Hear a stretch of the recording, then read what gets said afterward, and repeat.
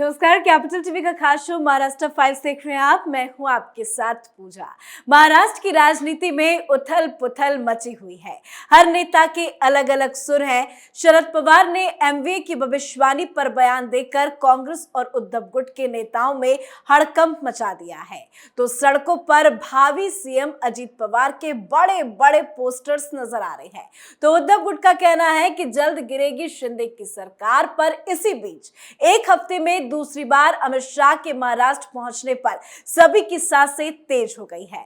खबर है कि अमित शाह ने महाराष्ट्र जाकर शिंदे फडणवीस से खास मुलाकात की है। घंटों बैठकें चली, तो बैठक में क्या हुई बातचीत, आखिर चल क्या रहा है महाराष्ट्र में, बताएंगे आपको। चर्चा के लिए मेरे साथ स्टूडियो में मौजूद हैं कैपिटल टीवी के एग्जीक्यूटिव एडिटर राजीव जी। राजीव जी, बहुत बहुत स्वागत है आपका। अमित शाह महाराष्ट्र पहुंचे हैं, क्या कुछ बातचीत हुई है? देखिए, अमित शाह का दूसरी बार दौरा है कुछ दिन के अंदर। ये पहली बार जब दौरा हुआ था तो फिर उसके बाद अजीत पवार थोड़ा सा भमक गए, एक तरीके से वो अति उत्साहित हो गए थे। लेकिन इस बार जो राजनीति घमासान चल रहा है महाराष्ट्र के अंदर, उस पर विराम लगाने की एक नई तरकीब अमित शाह ने निकाली है। और जो बैठकों का दौर चल रहा है उसमें जो सरकार के जिम्मेदारियां हैं महाराष्ट्र के अंदर, उसमें फेरबदल की चर्चा चल रही है। यह भी माना जा रहा है कि हो सकता है कि एकनाथ शिंदे की जगह देवेंद्र फडणवीस सीएम बने, क्योंकि सीएम पद पर चर्चा हो रही है। और ये पूरा का पूरा जो राजनीतिक उहापोह की स्थिति महाराष्ट्र में पैदा हुई, उसके पीछे एक बड़ा कारण माना जा रहा था 16 विधायकों के डिस्क्वालीफाई होने का, जो सुप्रीम कोर्ट का फैसला अगले महीने आने वाला है। उसी के ऊपर चर्चा तेज हुई और अजीत पवार सामने आए कि हम सीएम बनना चाहते हैं। और उसमें जो शरद पवार है वो चारों तरफ से घिर चुके हैं। शरद पवार ने इस दांव को अलग तरीके से खेलने की कोशिश की। उन्होंने सोचा कि इसे एक मौका बनाया जाए। मतलब जो बार बार कहा जाता है कि जो आपदा है उसको अवसर बनाने की कोशिश, जो प्रधानमंत्री नरेंद्र मोदी बार बार कहते हैं, वो वहां से शरद पवार ने एक नया आइडिया लिया कि इस आपदा को अवसर बनाने की तैयारी की जाए। और उस अवसर को एमवीए के लिए कंफ्यूजन की स्थिति पैदा कर दी। और दूसरे तरफ जो महाविकास अघाड़ी के अलावा वहां सरकार में है भारतीय जनता पार्टी और शिंदे का गठबंधन, उसके लिए एक नया तरकीब सूझी इन लोगों को कि इन दोनों के बीच एक फूट पैदा करने की कोशिश की जाए। अब एकनाथ शिंदे के ऊपर बार बार हमला किया गया कि उनकी सरकार अब ज्यादा दिनों तक चलने वाली नहीं है, एक तरफ अजीत पवार को लेकर और दूसरी तरफ सुप्रीम कोर्ट के आने वाले फैसले को लेकर। अब उनको कंफ्यूज करने की कोशिश सबसे ज्यादा जो की गई है वो संजय राउत और उद्धव ठाकरे की तरफ से। ये बार बार कह रहे हैं कि संजय राउत पहले कहे 15 दिन के अंदर सरकार गिर जाएगी। ये तो बिल्कुल ही बकवास वाली बातें थी कि सरकार 15 दिन के अंदर गिर जाएगी।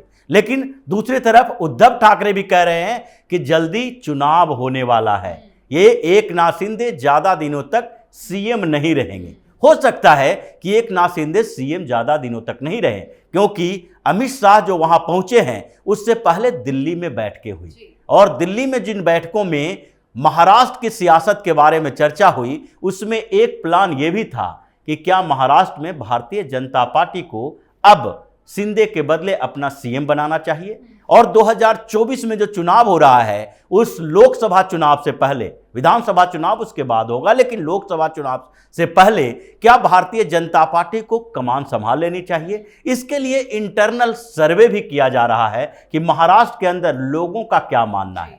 क्या जो भारतीय जनता पार्टी ने पहले शिंदे के साथ गठबंधन करने के समय सीएम का पद शिंदे को दिया, उस बात से भारतीय जनता पार्टी के अंदर कोई रोष तो नहीं है, कार्यकर्ता थोड़े परेशान तो नहीं है कि क्या भारतीय जनता पार्टी आगे भी शिंदे को सीएम बनाएगी अगर जीत होती है तो। उसके बाद जो इन बातों के लिए सर्वे करवाए जा रहे हैं, उस पर भी यहां पर केंद्र में जो दिल्ली में बैठ के हो रही है उसमें भी इस बात की चर्चा है। और महाराष्ट्र के अंदर भी भारतीय जनता पार्टी ने देवेंद्र फडणवीस को इसके लिए तैयार रहने को कह दिया है। और इसी बात को लेकर जो अमित शाह के साथ इन लोगों की बैठक हुई, उसमें एकनाथ शिंदे की तरफ से ये इशारा किया गया कि अगर भारतीय जनता पार्टी उनके हाथों से कमान छीनकर देवेंद्र फडणवीस को देती है, यानी कि उलटफेर होता है। अगर सीएम देवेंद्र फडणवीस बनते हैं और ये डिप्टी सीएम बनते हैं तो उनको कोई, मतलब शिंदे ने इससे सहमति जता दी, लगभग सहमति है उनकी। उनका मानना है कि जो ये परेशानियां पैदा हुई है, क्योंकि 16 विधायकों में शिंदे भी शामिल हैं, तो ये परेशानियां जो पैदा हुई है ये हमें तो पहले भी उम्मीद नहीं थी। एक नाथ शिंदे को इस बात की उम्मीद नहीं थी, संभावना नहीं थी इस बात की कहीं भी। और जब शिंदे ने बगावत की थी एक तरह से शिवसेना पर, उनका जब कब्जा हुआ था, तो उस समय भी जब भारतीय जनता पार्टी के साथ सरकार बनाने की बात थी, तो उस समय कहीं भी सुगबुगाहट इस बात की नहीं थी कि एक नाथ शिंदे को सीएम बना दिया जाएगा। ये सुगबुगाहट थी कि फडणवीस सीएम बनेंगे और एक नाथ शिंदे डिप्टी सीएम बनेंगे। लेकिन भारतीय जनता पार्टी ने दूसरे स्तर के स्ट्रेटजी बनाए कि अभी एक नाथ शिंदे शिवसेना पर कब्जा करके आए हैं। उद्धव ठाकरे को यह बताना है कि तुम जिस सीएम पद के लिए भारतीय जनता पार्टी के साथ गठबंधन तोड़े, हमें सीएम पद से उतना लेना देना नहीं है। सरकार चलानी है, विचारधारा अपनी रखनी है, और इस विचारधारा की सरकार बनती है तो उसमें एक नाथ शिंदे को भी हम सीएम का पद दे सकते हैं। शिंदे को सीएम पद का कभी लोभ भी नहीं रहा है, और इसीलिए एक नाथ शिंदे को जब उम्मीद ही नहीं थी और बिना उम्मीद के अगर इतना बड़ी जिम्मेदारी मिल गई, तो उनके लिए तो इतना दिन सीएम रहना ही काफी है। और इसलिए उनके तरफ से सहमति है। उन्होंने बोल दिया है कि अगर देवेंद्र फडणवीस सीएम बनते हैं और उसके बाद महाराष्ट्र में वो डिप्टी सीएम रहेंगे, गठबंधन की सरकार रहेगी, और इसी गठबंधन के दम पर अगर हम चुनाव लड़ते हैं तो उसमें जीत के बाद अपनी जिम्मेदारियां तय करेंगे। पहले हमारी प्राथमिकता है कि शिवसेना में अभी जो दूसरा पक्ष है उद्धव ठाकरे का, उसको सबक सिखाना है, क्योंकि उन्होंने जो महाविकास अघाड़ी के अंदर अपनी सेटिंग की है, उस सेटिंग को यह जवाब देना है कि अगर तुम 3 नहीं 5 पार्टियों की गठबंधन भी कर लो तो भाजपा के साथ चुनौती नहीं बन सकते, इसके सामने खड़े नहीं हो सकते। और इसलिए इस बैठक में हर पहलुओं पर चर्चा हुई। सर संचालक यानी कि मोहन भागवत से भी चर्चा हुई इस बात को लेकर कि संघ के तरफ से जो संघ का संगठन है, अपना जो नेटवर्क है महाराष्ट्र के अंदर, शाखाएं हैं, वहां पर इस बात के लिए क्या चर्चा चल रही है, इसकी रिपोर्ट संघ के अंदर से दीजिए और आप अपनी सहमति दीजिए कि हम अगर ये उलटफेर करते हैं, कैबिनेट के अंदर सीएम फडणवीस को बनाते हैं, तो उसके बाद क्या स्थिति पैदा होगी। यानी कि जो मीटिंग का मेन मुद्दा था, वो मुद्दा इस बात के लिए था कि कहीं न कहीं महाराष्ट्र के अंदर अब सीएम पद भारतीय जनता पार्टी के पास जाएगा। लेकिन कई जगह ये भी देखा जा रहा है कि अजीत पवार के पोस्टर्स लग रहे हैं, भावी सीएम अजीत पवार। अजीत पवार के मन में क्या चल रहा है, क्योंकि बार बार वो मीडिया के सामने आते हैं और कहते हैं कि मैं मरते दम तक एनसीपी के साथ ही रहूंगा। इसको कैसे समझे? देखिए, अजीत पवार एनसीपी छोड़ने वाले नहीं हैं और वो छोड़ने की तैयारी भी नहीं कर रहे हैं। जिस तरीके से अजीत पवार का समर्थन बढ़ रहा है एनसीपी के अंदर ही, जो पोस्टर लगे, वो पोस्टर में ये एनसीपी के यूथ विंग का मंथन कार्यक्रम, और उसमें क्या किया गया कि अजीत पवार अगर सीएम बनते हैं तो वो क्या क्या करेंगे इसकी लिस्ट सौंपी गई। बताया गया कि ये सारे काम जो हैं वो अजीत पवार करेंगे, यानी कि सीएम का उम्मीदवार उन्हें बताया जा रहा है। यानी अब अजीत पवार ये सोच रखे हैं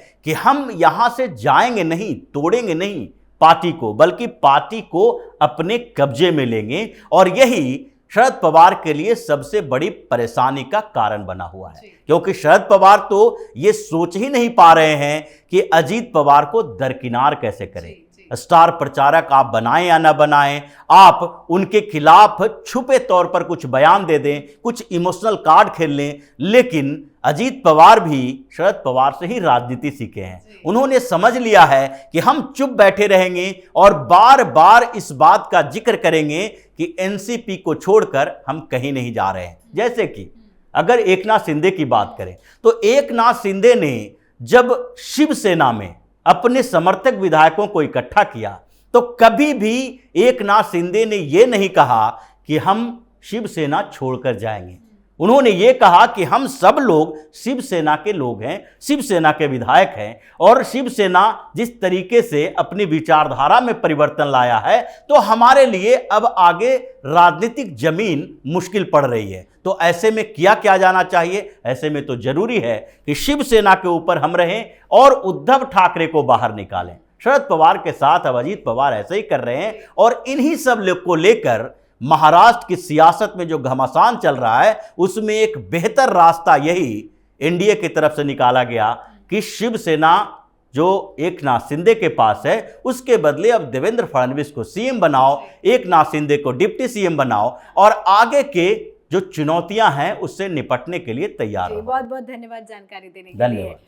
तो महाराष्ट्र की राजनीति में जल्द भूचाल आने वाला है। बड़ा खेल महाराष्ट्र में होगा, क्योंकि यूं ही नहीं अमित शाह महाराष्ट्र पहुंचे। उद्धव गुट की तरफ से बार बार ये दावा किया जा रहा है कि एकनाथ शिंदे बतौर मुख्यमंत्री अब कुछ ही दिनों के मेहमान हैं, जल्दी उनकी विदाई हो जाएगी। तो वहीं ये भी चर्चा गर्म है कि अजीत पवार भी एनसीपी के कुछ समर्थक विधायकों के साथ बीजेपी में शामिल हो सकते हैं। ऐसे में अमित शाह का ये दौरा कई मामलों में बेहद खास माना जा रहा है। महाराष्ट्र में जारी घमासान पर आप अपनी राय कमेंट करके जरूर लिखें।